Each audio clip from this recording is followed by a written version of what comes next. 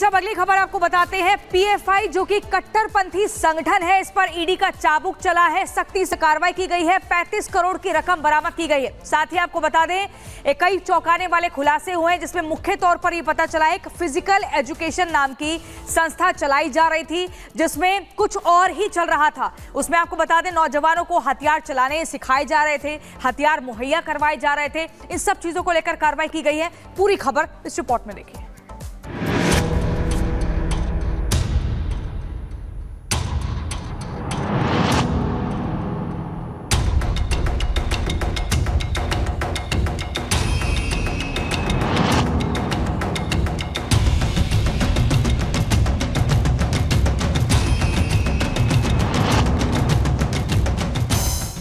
Islamic आंदोलन, गृह युद्ध भड़काने की तैयारी, जिहादी सोच का प्रहार, हथियार चलाने की ट्रेनिंग। पीएफआई बना रही थी आतंकियों की फौज। ईडी ने खोला पीएफआई का कच्चा चिट्ठा। देश का खाकर देश को नीचा दिखाना और देश को खोखला करना, देश के खिलाफ साजिश रचना, यह काम तो हालांकि गद्दारों का होता है, लेकिन कुछ ऐसे भी लोग हैं और संस्था है जो शराफत का चोला पहनकर गद्दारों का काम कर रहे हैं। इन्हीं में से एक है पॉपुलर फ्रंट ऑफ इंडिया यानी पीएफआई। पीएफआई की देश विरोधी गतिविधि के कारण ही इस पर बैन लगाया जा चुका है, लेकिन पीएफआई ने ना जहर बनाना छोड़ा और ना ही जहर फैलाना। अब एक बार फिर से पीएफआई का कच्चा चिट्ठा खुला है। इस बार ईडी ने इस कट्टरपंथी संगठन की पूरी कलई खोल कर रख दी है। ईडी ने मनी लॉन्ड्रिंग के तहत पीएफआई पर शिकंजा कसना शुरू कर दिया है। पीएफआई की करीब 35 करोड़ की संपत्ति जब्त की गई है, लेकिन मामला महज मनी लॉन्ड्रिंग तक का ही नहीं है।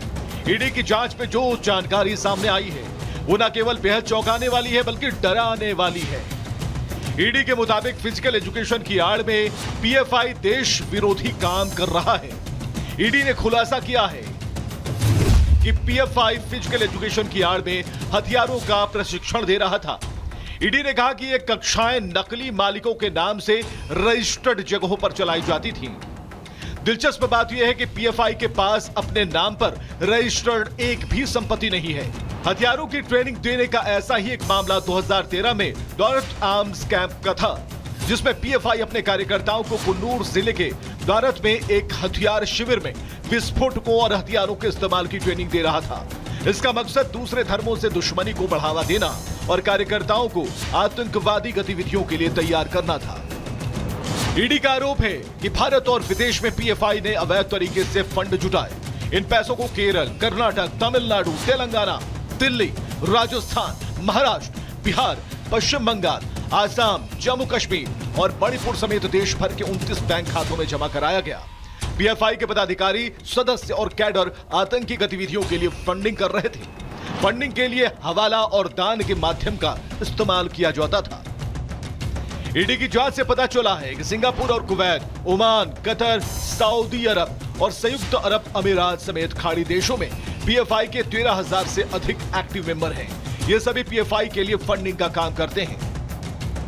जांच में यह भी सामने आया है कि पीएफआई का असली मकसद भारत में जिहाद के माध्यम से इस्लामी राज्य की स्थापना करना है, जबकि वो खुद को सामाजिक आंदोलन के रूप में प्रस्तुत करता है। पीएफआई अपने काम को गैर हिंसक बताता था, लेकिन सबूत दर्शाते हैं कि उनके विरोध के तरीके हिंसक हैं। ईडी ने अपनी जांच में पाया कि पीएफआई भारत में गृह युद्ध की तैयारी कर रहा था। संगठन ने हवाई हमले और गोरिल्ला युद्ध के लिए एक अलग संचार प्रणाली विकसित करने की योजना बनाई थी। पीएफआई ने अपने सदस्यों को, अधिकारियों को परेशान करने और समाज में अशांति फैलाने के लिए निर्देश दिए थे।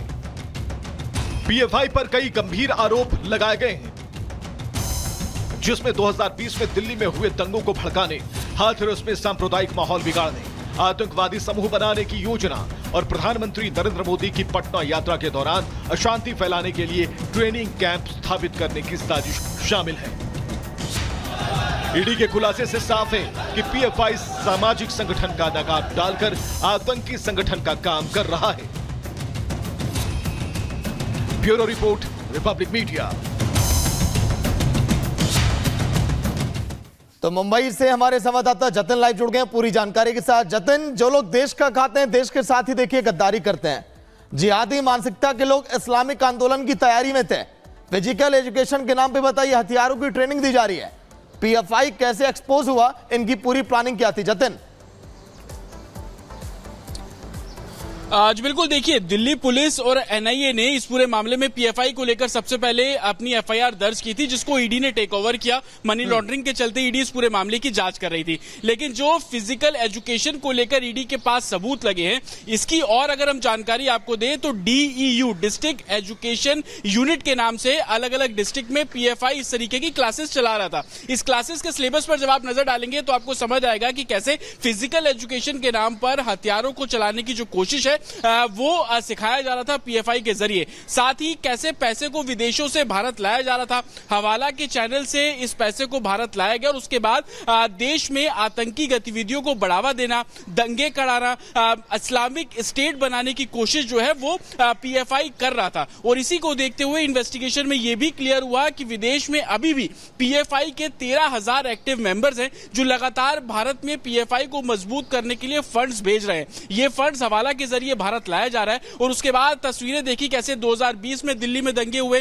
प्रधानमंत्री नरेंद्र मोदी जब पटना गए थे उसमें भी पीएफआई की साजिश थी कि रैली के दौरान प्रधानमंत्री की अशांति को क्रिएट करना। तो इस तरीके के मोडस को पीएफआई लगातार कर रहा था और यही वजह है कि भारत सरकार ने पीएफआई को लेकर प्रतिबंध भी लगा दिया। लेकिन कैसे पैसा रूट होकर विदेशों से, खाड़ी देशों से भारत लाया जा रहा है और भारत में अशांति क्रिएट करने की, और जिस तरीके के इन्वेस्टिगेशन में ईडी भी बहुत क्लियर कह रही है कि जिहाद के जरिए भारत में इस्लामिक स्टेट की स्थापना करना पीएफआई का मुख्य मकसद था। इसलिए वो अपनी क्लासेस में पहले लोगों को बुलाते हैं। लगातार सख्ती बरती जा रही है। इस खुलासे के बाद ये भी देखने को मिल रहा है